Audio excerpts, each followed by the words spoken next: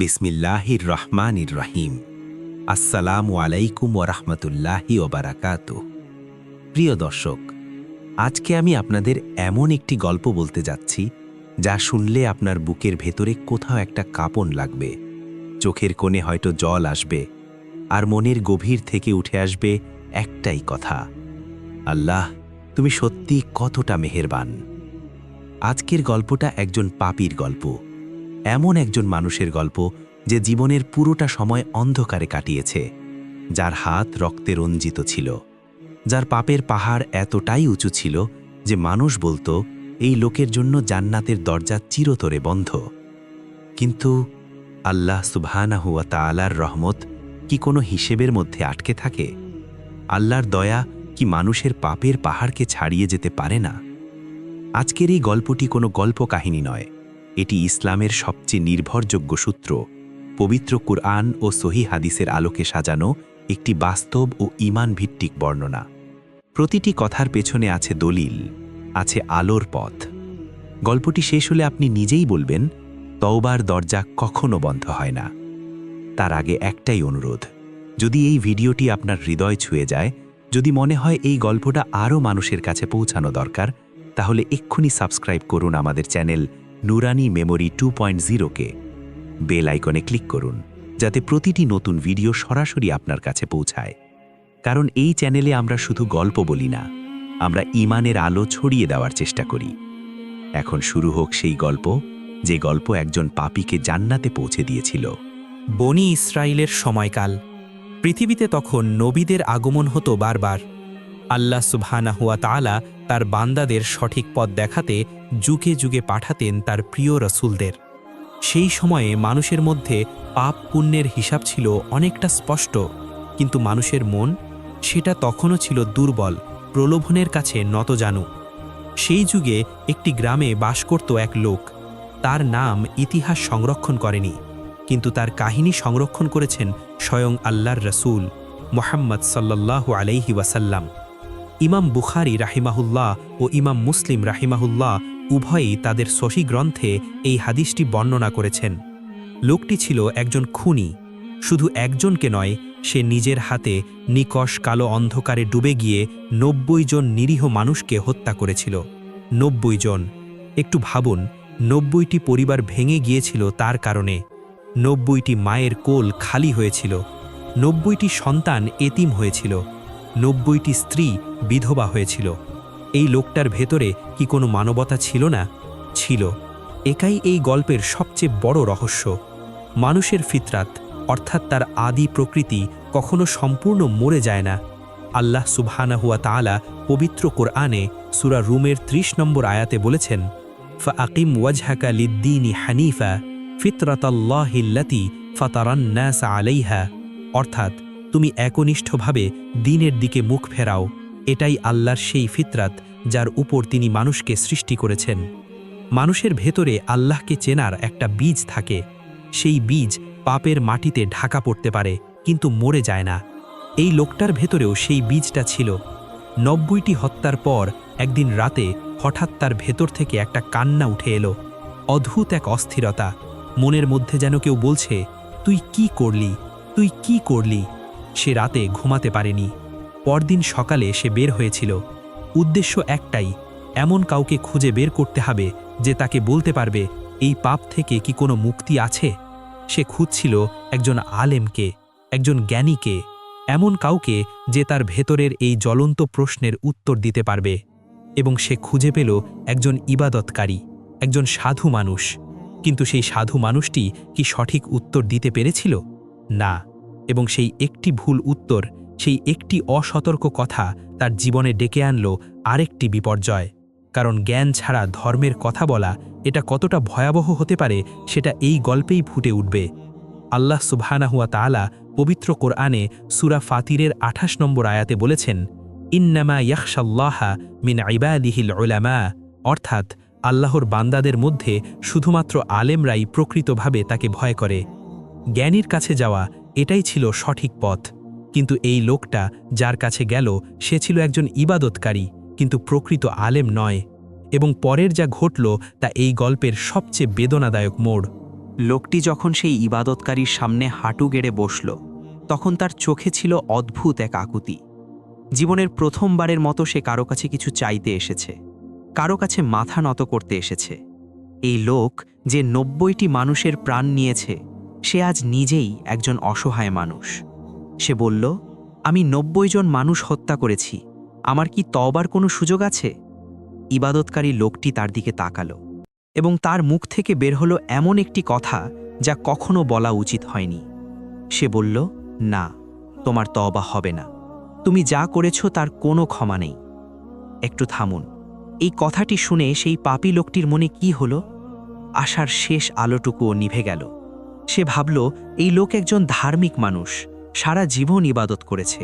সে যদি বলে তওবা হবে না, তাহলে নিশ্চয়ই হবে না। এবং সেই মুহূর্তে সেই হতাশার গভীরে শয়তান তার কাজ করল।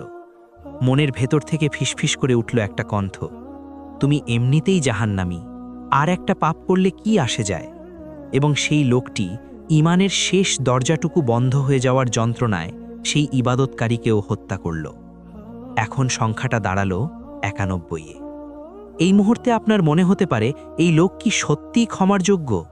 এই প্রশ্নের উত্তর দেওয়ার আগে একটু ভাবুন, সেই ইবাদতকারীর দোষটা কতটা গুরুতর ছিল। সে জ্ঞান ছাড়া আল্লাহর রহমত সম্পর্কে কথা বলেছিল। সে একজন তওবাপ্রার্থী মানুষকে হতাশ করেছিল। সে আল্লাহর দরজাকে নিজের মুখের কথায় বন্ধ বলে ঘোষণা দিয়েছিল, অথচ সেই দরজা বন্ধ করার অধিকার শুধুমাত্র আল্লাহর। রাসূলুল্লাহ সাল্লাল্লাহু আলাইহি ওয়াসাল্লাম বলেছেন, এবং এটি সহিহ মুসলিমে বর্ণিত, যে একজন মানুষ তার কথা দিয়ে অন্যের হেদায়েতের পথ বন্ধ করে দেয়, সে একটি ভয়ানক পাপের অংশীদার হয়।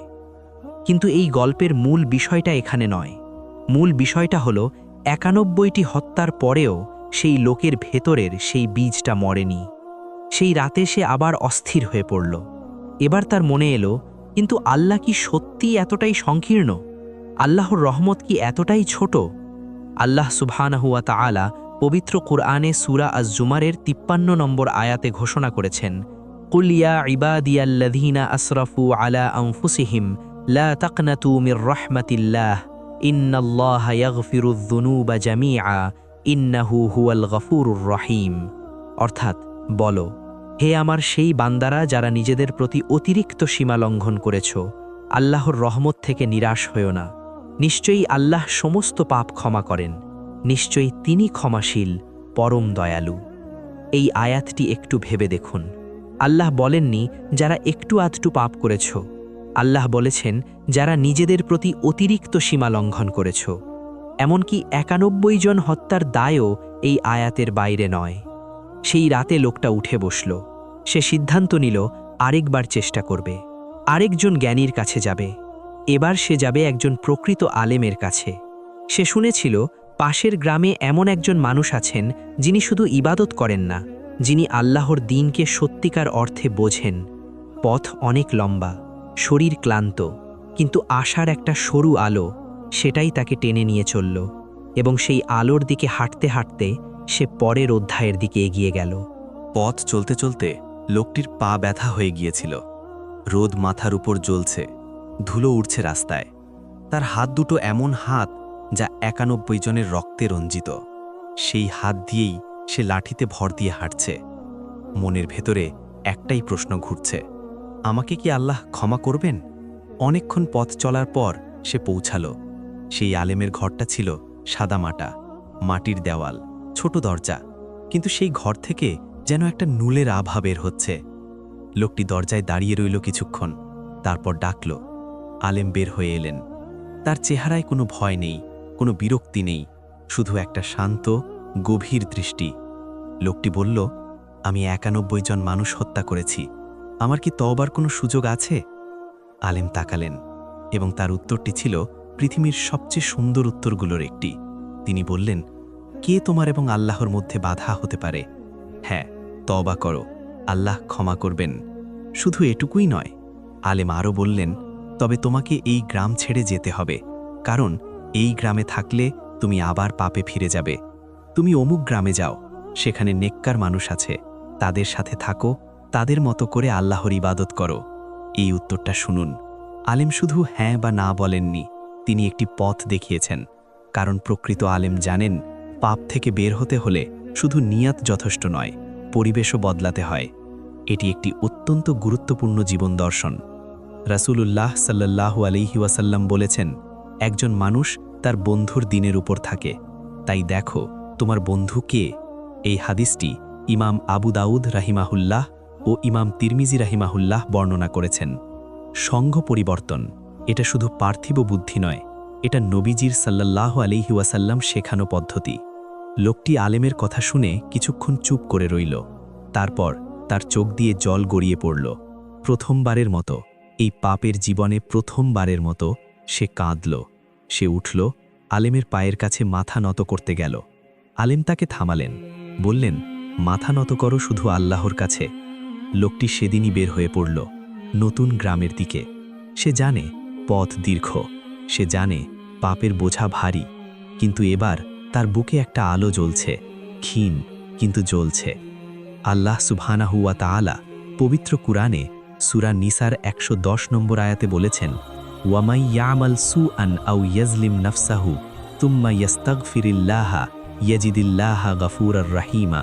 অর্থাৎ, যে ব্যক্তি পাপ করে অথবা নিজের প্রতি জুলম করে, তারপর আল্লাহর কাছে ক্ষমা প্রার্থনা করে, সে আল্লাহকে অত্যন্ত ক্ষমাশীল ও দয়ালু হিসেবে পাবে।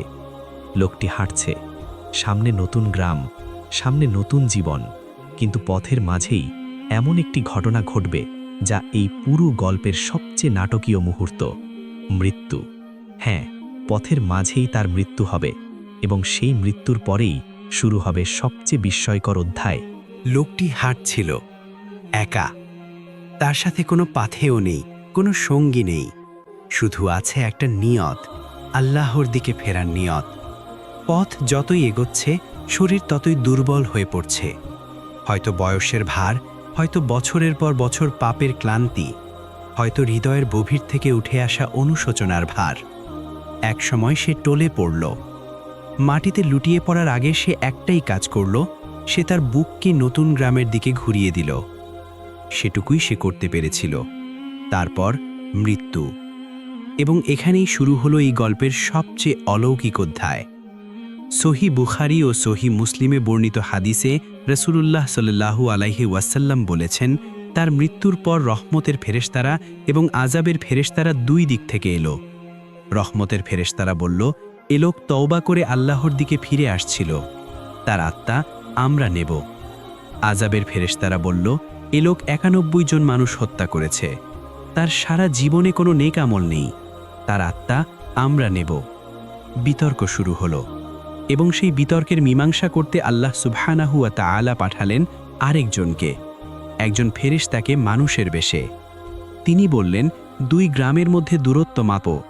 সে যে গ্রাম ছেড়ে এসেছে এবং যে গ্রামে যাচ্ছিল তার দেহটা কোন গ্রামের কাছাকাছি। ফেরেশতারা মাপলেন এবং দেখা গেল লোকটির দেহ নতুন গ্রামের দিকে সামান্য বেশি কাছে, অর্থাৎ সে যে দিকে যাচ্ছিল সেই দিকে সে একটু বেশি এগিয়েছিল, এবং সেটুকুই যথেষ্ট ছিল আল্লাহর কাছে। রহমতের ফেরেশতারা তার আত্মা নিয়ে গেলেন। এই মুহূর্তে চোখ বন্ধ করুন, একটু ভাবুন, এই লোকটি কতদিন নামাজ পড়েছে? শূন্য। কতদিন রোজা রেখেছে? শূন্য। কতটুকু কোরআন তেলাওয়াত করেছে? শূন্য। কিন্তু সে কি করেছিল? সে একটা নিয়ত করেছিল, সে একটা পদক্ষেপ নিয়েছিল, সে সামান্য হলেও আল্লাহর দিকে হেঁটেছিল, এবং আল্লাহ সেটুকুকেই যথেষ্ট মনে করলেন। রাসূলুল্লাহ সাল্লাল্লাহু আলাইহি ওয়াসাল্লাম হাদিসে কুদসিতে বলেছেন, আল্লাহ সুবহানাহু ওয়া তাআলা বলেন যে আমার দিকে এক বিগত আসে আমি তার দিকে এক হাত এগিয়ে যাই, যে আমার দিকে এক হাত আসে আমি তার দিকে দুই হাত এগিয়ে যাই, যে আমার দিকে হেঁটে আসে আমি তার দিকে দৌড়িয়ে যাই। এই হাদিস সহি বুখারীতে বর্ণিত। লোকটি হেঁটেছিল, আল্লাহ দৌড়িয়ে এসেছিলেন। এর চেয়ে বড় ভালোবাসা কি আর আছে? কিন্তু গল্প এখানেই শেষ নয়। পরের অধ্যায়ে দেখব আল্লাহর রহমত কিভাবে এই পৃথিবীর সমস্ত হিসাব নিকাশকে ছাড়িয়ে যায়, এবং কিভাবে এই একটি ঘটনা থেকে আমাদের জীবনের সবচেয়ে বড় শিক্ষাগুলো বের করা যায়। একটু থামুন। এই মুহূর্তে আপনার মনে কি প্রশ্ন জেগেছে? হয়তো আপনি ভাবছেন, কিন্তু যে 91 জন মানুষকে সে হত্যা করেছিল তাদের কি হবে? তাদের পরিবারের কি হবে? তাদের বিচার কি হবে না? এটা একটা অত্যন্ত সৎ প্রশ্ন এবং ইসলামে এর উত্তর আছে। আল্লাহ সুবহানাহু ওয়া তাআলা ন্যায় বিচারক। সূরা আম্বিয়ার ৪৭ নম্বর আয়াতে তিনি বলেছেন, ওয়ানাদাউল মাওয়াজিনাল কিসতা লিয়াউমিল কিয়ামাতি ফালা তুযলামু নাফসুন শাইআ। অর্থাৎ কিয়ামতের দিন আমি ন্যায় বিচারের দাড়িপাল্লা স্থাপন করব, কারও ওপর বিন্দুমাত্র জুলুম হবে না। যাদেরকে এই পাপী লোক হত্যা করেছিল তারা মাজলুম, তাদের হক আল্লাহর কাছে সংরক্ষিত। কিয়ামতের দিন তাদের বিচার হবে, তারা তাদের প্রাপ্য পাবে। এবং পাশাপাশি আল্লাহ যদি কাউকে ক্ষমা করতে চান, তিনি মাজলুমদেরকে এর চেয়েও বেশি পুরস্কার দিয়ে সন্তুষ্ট করার ক্ষমতা রাখেন।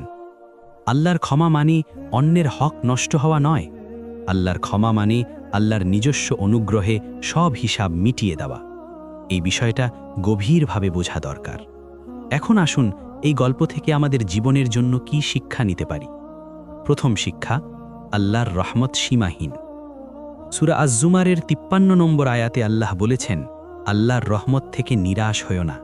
এই আয়াতটি নাজিল হয়েছে এমন মানুষদের জন্য যারা নিজেদের প্রতি অতিরিক্ত সীমা লঙ্ঘন করেছে, অর্থাৎ যারা সবচেয়ে বেশি পাপ করেছে, তাদের জন্যেও এই দরজা খোলা। দ্বিতীয় শিক্ষা, জ্ঞান ছাড়া ধর্মীয় মতামত দেওয়া বিপজ্জনক। সেই ইবাদতকারী যখন বলেছিল, তোমার তওবা হবে না, সে জ্ঞান ছাড়া একটি ভুল কথা বলেছিল, এবং সেই একটি কথা একজন মানুষকে আরও একটি হত্যার দিকে ঠেলে দিয়েছিল।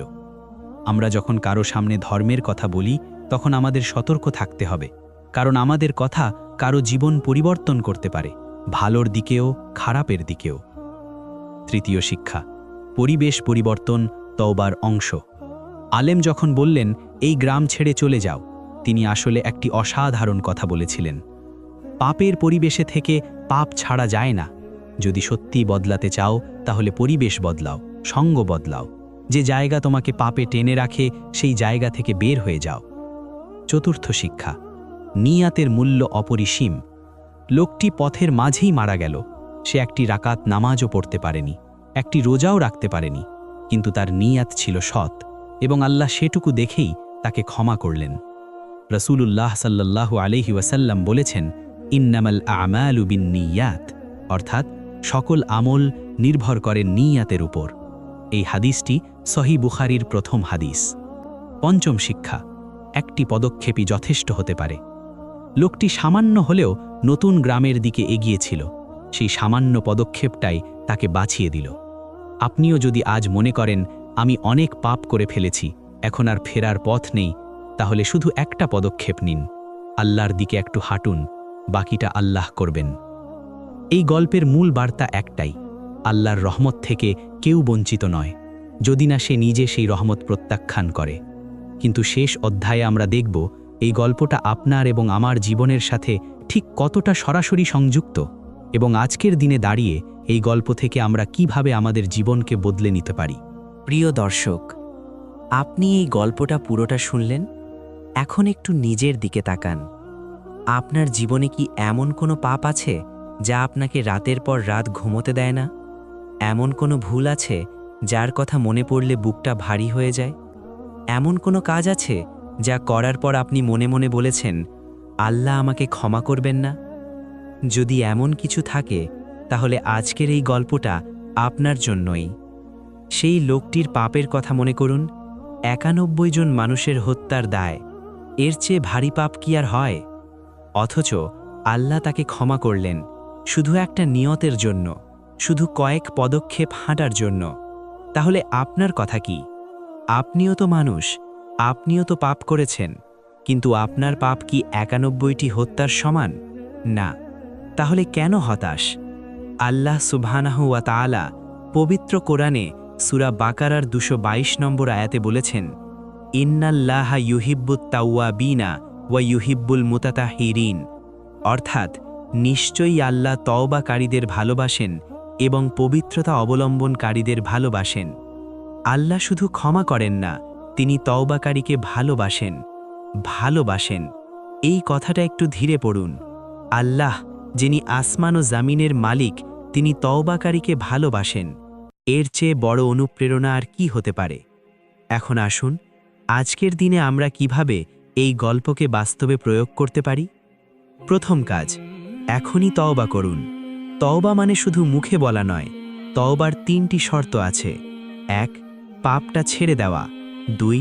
সেই পাপের জন্য লজ্জিত ও অনুতপ্ত হওয়া। 3. ভবিষ্যতে আর সেই পাপে না ফেরার দৃঢ় সংকল্প করা। আজ রাতে ঘুমানোর আগে 2 রাকাত নামাজ পড়ুন। আল্লাহর কাছে মন খুলে কথা বলুন। বলুন, হে আল্লাহ, আমি পাপী, আমি ভুল করেছি, তুমি আমাকে ক্ষমা করো। আল্লাহ শুনবেন, আল্লাহ সাড়া দেবেন। দ্বিতীয় কাজ, পরিবেশ বদলান। যদি এমন কোনো জায়গা থাকে যেখানে গেলে আপনি পাপে জড়িয়ে পড়েন, সেই জায়গা থেকে দূরে থাকুন। এমন বন্ধু থাকলে যে আপনাকে ভালো কাজে উৎসাহী না করে পাপের দিকে টানে, সেই বন্ধুত্বকে সীমিত করুন। তৃতীয় কাজ, নেককার মানুষদের সঙ্গ নিন। মসজিদে যান, আলেমদের কাছে যান, ইসলামিক বই পড়ুন, ভালো ভিডিও দেখুন। এই চ্যানেলটি নুরানি মেমরি 2.0 এই উদ্দেশ্যেই তৈরি। আমরা চাই আপনি প্রতিদিন ঈমানের আলোয় আরও একটু উজ্জ্বল হয়ে উঠুন। চতুর্থ কাজ, হতাশাকে প্রশ্রয় দেবেন না। শয়তানের সবচেয়ে বড় অস্ত্র হল হতাশা। সে চায় আপনি বলুন, আমার আর হবে না, কিন্তু আল্লাহ বলছেন হবে। আল্লাহর কথাকে বিশ্বাস করুন, শয়তানের কথাকে নয়। আল্লাহ সুবহানাহু ওয়া তাআলা পবিত্র কোরআনে সূরা হিজরের 56 নম্বর আয়াতে বলেছেন, ওয়ামাই ইয়াকনাতু মির রহমাতি রব্বিহি ইল্লাদ-দাল্লুন, অর্থাৎ পথভ্রষ্টরা ছাড়া আর কেউ তাদের প্রতিপালকের রহমত থেকে নিরাশ হয় না। নিরাশা হলো পথভ্রষ্টতার লক্ষণ, বিশ্বাস হলো ঈমানের লক্ষণ। প্রিয় দর্শক, এই গল্পের শেষে এসে আমি আপনাদের একটাই কথা বলতে চাই। আপনি যতই পাপী হন না কেন, আল্লাহর দরজা আপনার জন্য খোলা। শর্ত মাত্র একটি, সেই দরজার দিকে হাঁটুন। শুধু হাঁটুন, বাকিটা আল্লাহ করবেন। কারণ যে আল্লাহ 91 জনের খুনিকে ক্ষমা করতে পারেন, সেই আল্লাহ আপনাকেও ক্ষমা করতে পারেন। আল্লাহু আকবার। আজকের ভিডিওটি যদি আপনার ভালো লেগে থাকে তাহলে লাইক দিন, শেয়ার করুন এবং অবশ্যই সাবস্ক্রাইব করুন নুরানি মেমরি 2.0, কারণ এই চ্যানেলে প্রতিটি গল্প, প্রতিটি বর্ণনা আপনার ঈমানকে আরও মজবুত করার জন্য। আল্লাহ আমাদের সকলকে হেদায়াত দিন, আমাদের সকলের তওবা কবুল করুন, আমাদেরকে জান্নাতুল ফিরদাউসে স্থান দিন। আমিন। ওয়াসসালামু আলাইকুম ওয়া রাহমাতুল্লাহি ওয়া বারাকাতুহু।